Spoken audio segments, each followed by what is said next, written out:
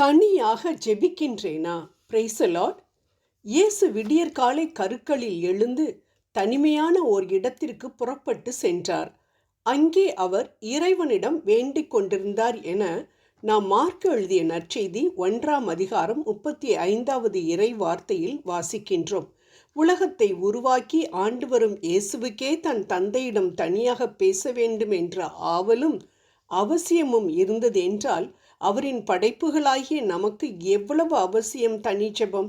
மேலும் காலையிலிருந்து இரவு வரை போதகத்திலும் வியாதியஸ்தர்களை குணமாக்குதலிலும் பிசாசுகளை துரத்துவதிலும் இன்னும் தன் தந்தையிட்ட அனைத்து காரியங்களை செய்வதிலும் மிகவும் பிஸியாக இருந்த இயேசுவிற்கு 24 மணி நேரத்திற்கு பதிலாக 34 மணி நேரமாயிருந்தது இல்லையே.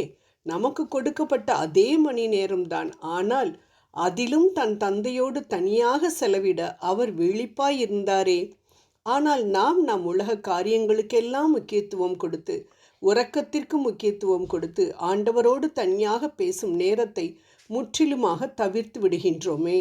குட் மார்னிங் ஜீசஸ் என்று ஒரு வினாடி பேசுவதோடு நம் கடமையை முடித்து விடுகின்றோமே. இன்னும் வேதனைக்குரிய விஷயம் என்னவென்றால் அநேக கிறிஸ்தவர்கள், அதாவது கிறிஸ்து பிளஸ் அவர்கள், அதாவது கிறிஸ்துவினுடையவர்கள் கிறிஸ்துவோடு தனியாக நேரம் செலவழிக்க வேண்டுமா?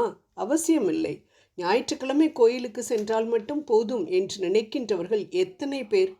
இயேசுவை பின்னுக்கு தள்ளுவதால் தான் ஆவிக்குரிய வாழ்க்கையில் பின்னால் சென்று கொண்டிருக்கிறோம் என்பதை உணராமல் எத்தனை பேர் இருக்கின்றார்கள். ஆம் அன்பானவர்களே, முன்பின் தெரியாத ஊருக்கு நாம் சென்றோம் என்றால் நமக்கு வழிகாட்ட, நமக்கு ஆலோசனை கொடுக்க அந்த ஊரை பற்றி தெரிந்தவர்கள் நமக்கு அவசியம்.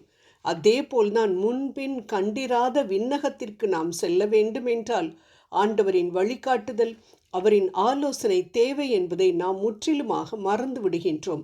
மனிதனுக்கு ஆலோசனை தேவை. ஆலோசனை இல்லாத இடத்தில் விழுந்து விடுவார்கள். ஆனால் விண்ணகத்திலிருந்து வரும் ஆலோசனையே நிலை நிற்கும் என நாம் நீதிமொழிகள் 19:21 வாசிக்கின்றோம். இப்படிப்பட்ட ஆலோசனையை நாம் பெறாததினால்தான் நாம் தவறான ஆலோசனைகளை கேட்டு தவறான முடிவுகளை எடுத்து துன்பத்தை சந்தித்து கொண்டிருக்கிறோம். அன்பானவர்களே, ஆண்டவரோடு தனியாக பேச எனக்கு ஆசைதான். ஆனால் வீட்டு வேலை ஜாஸ்தி, ஆஃபீஸுக்கு டைமுக்கு கிளம்பி போகணும், அதனால நேரமே இல்லை என்று சொல்வது ஒரு பொய்யான சாக்குதான். மிகச்சிறந்த அமெரிக்க ஜனாதிபதி ஆப்ரஹாம் லிங்கன் ஒரு தொழில் அதிபரை காலை 5 மணிக்கு சந்திப்பதாக அப்பாயின்மெண்ட் கொடுத்திருந்தாராம். அவரும் லிங்கனின் ஆஃபீஸில் அவருக்காக 4:30க்கே சென்று காத்திருந்தாராம். ஆனால் லிங்கன் யாரிடமோ பேசி கொண்டிருந்தாராம். இவருக்கு ஒரே ஆச்சரியம், எனக்கு முன்பாக யாருக்கு அப்பாயின்மெண்ட் கொடுத்து இவர் பேசி கொண்டிருக்கிறார் என்று. அவரை பார்த்த பொழுது லிங்கன் சொன்னாராம், ஒவ்வொரு நாள் காலையிலும் மனிதனிடம் பேசுவதற்கு முன் நான் ஆண்டவரிடம் 1 மணி நேரமாவது பேசி அவரது ஆலோசனையின்படிதான் முடிவுகள் எடுப்பேன். ஏனென்றால் நான் எடுக்கும் ஒவ்வொரு முடிவும் அமெரிக்கா ஒவ்வொருவரையும் பாதிக்கக்கூடியதாக இருப்பதினால் ஆண்டவரின் ஆலோசனையின்படிதான் நான் எதையும் செய்வேன் என்று சொன்னாராம். ஆம் அன்பானவர்களே, ஒரு வல்லரசு நாட்டின் ஜனாதிபதிக்கே ஆண்டவரோடு பேச நேரம் இருந்தது என்றால் நமக்கு எப்படி இல்லாமல் போகும்? மனம் இருந்தால் நிச்சயம் மார்க்கம் உண்டு. ஒவ்வொரு நாள் நடக்கும் காரியங்கள் எதுவும் நம் அதிகாரத்தில் இல்லை. ஆனால் ஆண்டவரின் பிள்ளைகளுக்கு ஆண்டவரின் அனுமதி இல்லாமல் எதுவும் நடப்பதில்லை. ஆகவே அதிகாரம் உள்ளவரின் கைகளில் ஒவ்வொரு நாள் துவக்கத்திலும் அந்த நாளை கொடுப்பது தானே ஞானம். இது ஏன் நம்மில் அநேகருக்கு புரிவதில்லை? அதிகாலையில் ஆண்டவரின் இரக்கங்கள் புதியனவையாக இருக்குமே. புலம்பல் 3:22. அவரின் கிருபைகளோடு ஆரம்பிக்கும் எந்த நாளும் வீணாய் போவதில்லை என்பதை நம் வாழ்விலும் விவிலிய மனிதர்களின் வாழ்விலும் நாம் பார்க்கின்றோமே.